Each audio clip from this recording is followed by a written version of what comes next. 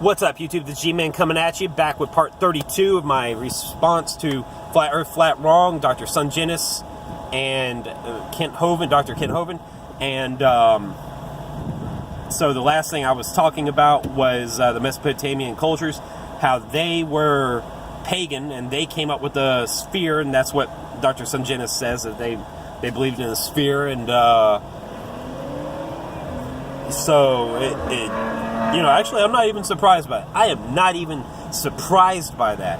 That they believe that we came from that we lived on a sphere, because the sun worshippers of today, who came up with the ball Copernican heliocentric model, sun worshipping model that we were raised to believe and know and love and thought was true, they taught that's all based on pagan theology. The same stuff, the ancient mystery religions, that comes from Baal worship and Nimrod and stuff like that. And so they believe, the Satan's going to tell them the same lie that we've been taught for the last 500 years. So it does not surprise me at all. So,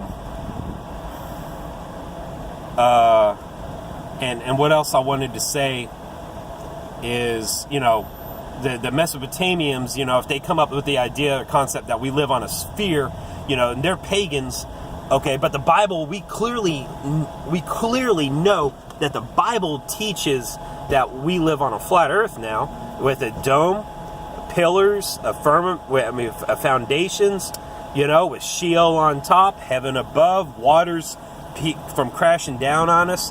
The firmament has windows that allows the waters to go through, and the windows can open and close, and it flood the whole earth. So that's what the Bible teaches. So we have the truth in God's word.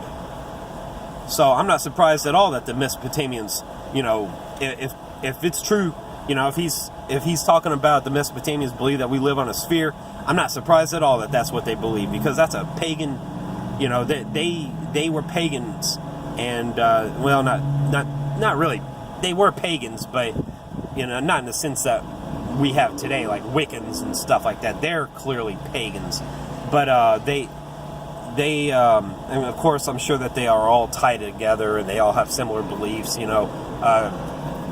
Catholicism is a pagan religion.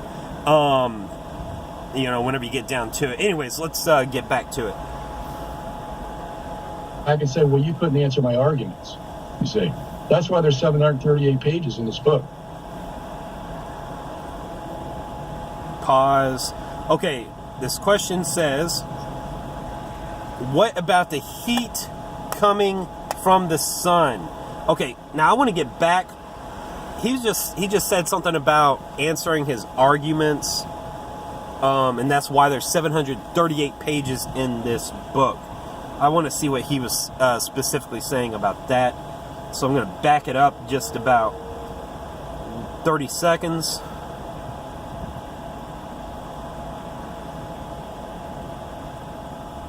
Okay, I think I backed it up way too much, but here we go. Put it in Genesis 1 to make Genesis 1 look stupid. But this other scholar comes along and says, you hardly see anything about a flat earth in the Mesopotamian culture. If you do, it's all in metaphors or something like that, and you can't even make hide or tail out of what they're saying. He says the predominant shape that the Mesopotamian cultures look at is a sphere. And I just found this. And there it is. There it is. Absolutely. He just said it. The predominant shape of the Mesopotamian culture is a sphere. Okay?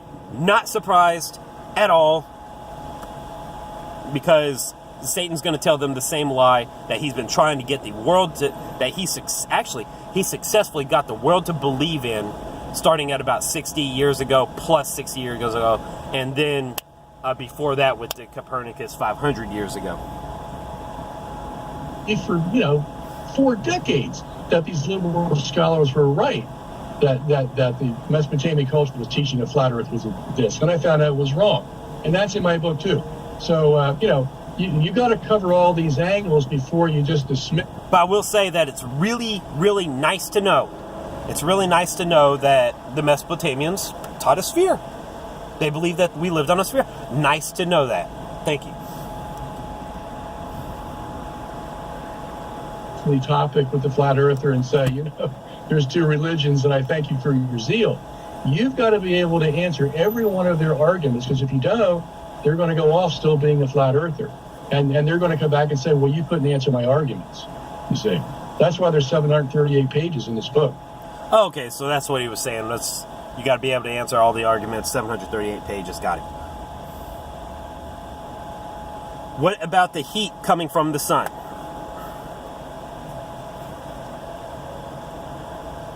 Well, it's all, I've dealt with that in the book, and I've challenged them on this. And basically, it's just a law of proportion. I mean, if you have, in our system, a sun that's 864,000 miles in diameter, and it's 93 million miles away, well, you can calculate the heat transfer that's going to happen, and where it's, 72 degrees on Earth, okay?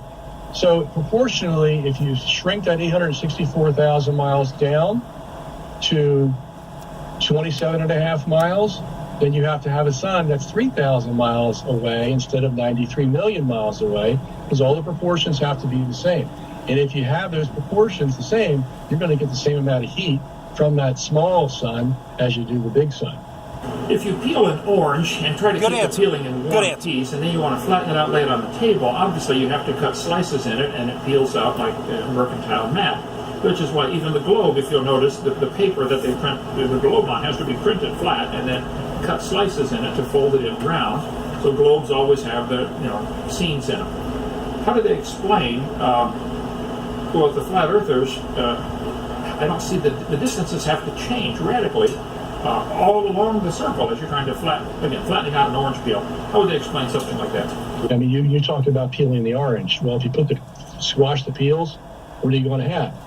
You're going to have Antarctica that doesn't exist anymore, because now you put it on the perimeter, okay? And that perimeter is going to have to be 75,000 miles. But as far as this whole thing about not letting people down there and all, this is where the conspiracy theories really get wild. In 1963, there were a consortium of about 12 nations that signed a treaty that they were going to... Okay, so I don't think he answered it, the question. Kent Hovind's question was, how do you explain whenever you take underneath the ball and you spread it out underneath south of this and south of the equator is where it's really going to become a problem, because you take underneath the ball, you flatten it out, and now you've got, instead of just a few thousand miles to go around the Antarctica, you've got 68,000 miles, 70,000 miles circumference. So what do they do with all this extra mileage? Well, they hide it. They simply don't tell us about it. They don't tell the military about it. They make their ships travel and then stop, and they do all kinds of weird maneuvers, and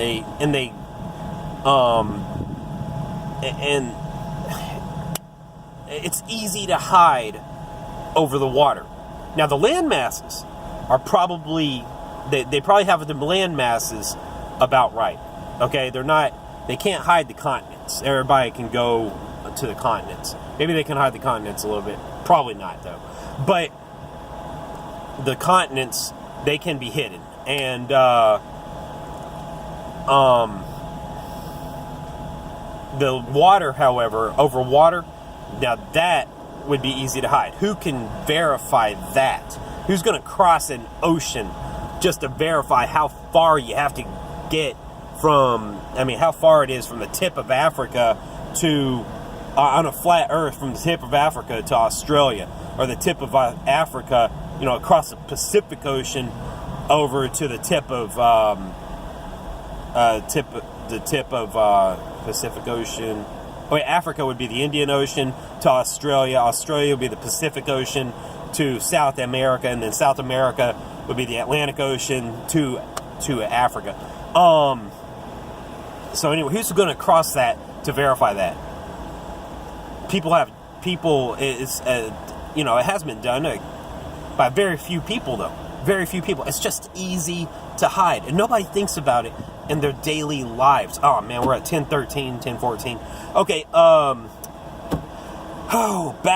we'll get back with you in the next video. G-Man out.